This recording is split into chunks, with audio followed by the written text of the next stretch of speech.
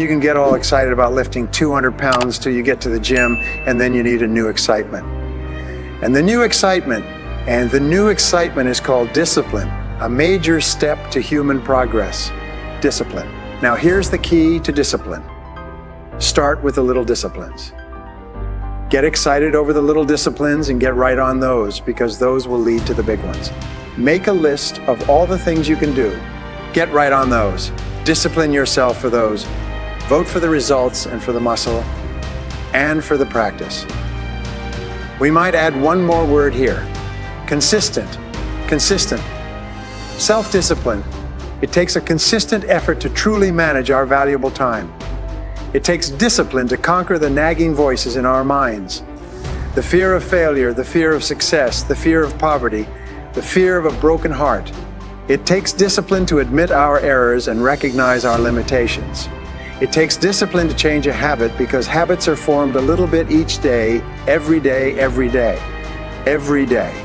Once habits are formed, they act like a giant cable. They act like a nearly unbreakable instinct that only long-term disciplined activity can change. You've got to really work on your consistent self-discipline on a daily basis, or you'll find yourself distracted.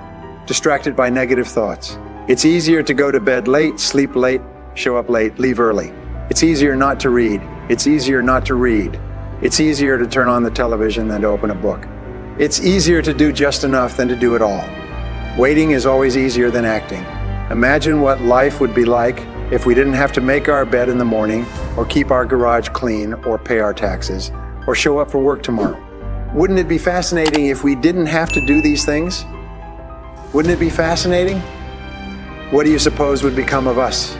Our world is and always will be a constant battle between the life of ease and its momentary rewards, and a life of discipline and its far more significant rewards. The first lesson of discipline is that it isn't the easiest option. The second lesson of discipline is that it's a full-time activity. And we've said that the best form of discipline is consistent self-discipline. All disciplines carry through to affect all parts of our lives. If we're disciplined in just one area and lazy in another, guess what? The bad habits in one area of our life will eventually destroy our self-discipline in the areas we've been working on. Discipline is imposing on ourselves the requirements for honoring these standards. Once we've adopted these standards of behavior and conduct, we're committed to honor them. And if we don't, then there can be no disciplined activity. We tell our kids that the TV is rotting their minds, yet we spend our evenings in front of it. We tell our employees that they must take advantage of every minute of the working day, yet we spend 3 hours at lunch. This leads to a loss of credibility among those who watch us, and, more importantly, this leads to a loss of credibility within ourselves. The only thing worse than one who is inconsistent in applying their self-imposed disciplines is one who's never considered the need or the value of discipline at all.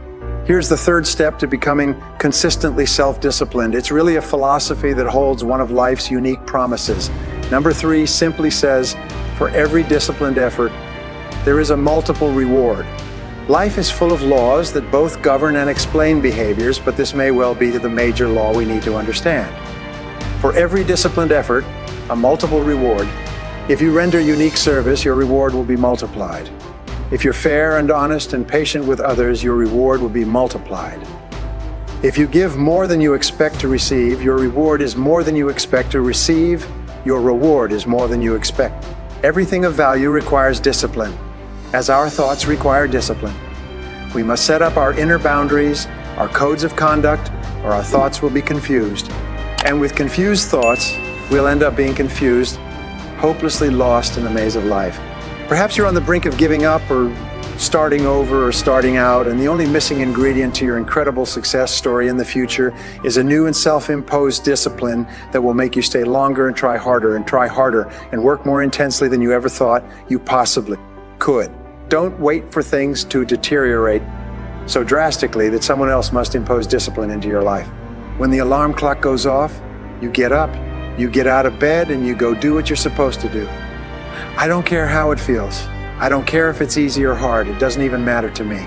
It's just a reaction. It's a discipline and it's life. And that's the way I choose to live my life. People who are going to be really successful in the future are willing to make sacrifices in the present in order to guarantee that future. They're willing to invest and save their money even though they don't have a lot, knowing that with compound interest it will grow and grow over time. They're willing to spend an enormous amount of time investing in their children, knowing that this investment in their children in time and love and affection and support will pay off for decades and generations, even into the lives of their children and grandchildren. So, sacrifice is the critical word, and sacrifice means that you have the ability to discipline yourself. And the wonderful thing is, when you practice self-discipline, it actually makes you happy to practice self-discipline, to take control of yourself and make yourself do the right thing and complete it well. What is it that unsuccessful people don't like to do? Well, it turns out to be the same thing that successful people don't like to do either. But they do it anyway because they recognize that that's the price of success. Remember, the same things that unsuccessful people don't like to do are things you don't like to do either. And again, it comes back to our favorite word, sacrifice. Being willing to pay the price in the present to enjoy the great rewards in the future. All right, the next personal quality that assures success is you must determine the price that you will have to pay in order to be successful and then resolve to pay that price. Many people say, just look at that person. They got the nice house and the nice car. You never realize that behind the scenes that person was probably working 16, 18 hours a day, probably for 5 years before they got their break and 5 years after they got their break. The reason I mention this is sometimes people start a business. They think, well, I'm sure I'll have to work a couple extra hours a day. And as somebody once told me, when you start your own business, you only have to work half the time. You only have to work half days from that aisle, and you can decide which 12 hours it's going to be. In a recent study, they found that in our society, you work 8 hours a day for survival, and everything over that, you work for success. Every additional hour, whether you're working for yourself or someone else, is for success. So it's very important that you keep putting in those additional hours, whether it's extra reading, extra study, extra work. You are not allowed to say any other words to a senior officer except, yes, sir, I will do it. No, sir, I didn't do it. And no excuses, sir. And that's how they train the top officers in the world, because they know that nothing makes a person weaker or littler than always making excuses. No leader could be a leader if all they did was make excuses. There is a turning point in your life where you become an adult or you remain a child, and it's like a line that you cross, and on one side of the line, other side of the line is responsibility, where you are now responsible for the rest of your life. On this side of the line is blaming others for your problems. Blaming is the major source of negative emotions and unhappiness and stress and failure. When you step across the line, you say, from now on, I accept complete responsibility for my life and for everything that happens to me. If you have a goal, you accept responsibility for achieving the goal. Blaming makes you weak and angry. It makes you feel inferior and insecure. Too much of anything is a bad thing. Life without balance results in an unbalanced life. Walking around the block every day is good. Walking or running 6 hours a day is bad. It's obsessive, unless of course you make your living as a marathon runner. Then you're doing your job. Eating an apple a day is good. Eating only apples is bad. You won't get all the protein and vitamins and nutrients your body needs. Working hard, burning the midnight oil, doing it till is good. Working non-stop, never taking a vacation, never having any fun, never spending quality time with the people you love, working day after day, month after month, never taking a break, year after day, month after month, never taking a break, year after year is bad. If you've got your nose to the grindstone all the time, how are you ever going to spot new opportunities? Consider new ideas. You've got to stop and ponder where you've been and where you're going. You've got to reflect so you know if you're even on the right track. If you're always working, you must be successful. No, it doesn't work that way. For a workaholic, they can work 10, 12, 14 hours a day, take 2 jobs, work them back to back. The only satisfaction is fighting off sleep, denying life's pleasures, getting more tasks done. These people are generally more task-oriented than results-oriented Workaholics generally end up alienating their families, losing their health, facing a crisis of values, Of course, when you schedule your time and take advantage of your time, you can work smarter instead of working longer, and you'll probably end up getting more done than the workaholic and still have time for other things in life. Now, here's the key technique that you can use in your life to help keep you on the right track.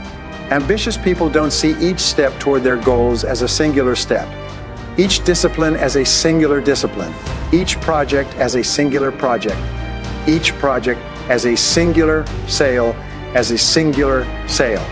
With everything they do and with every discipline they adhere to, they see it all as part of a chain, a link in the chain of events and actions that will lead them to their final destination.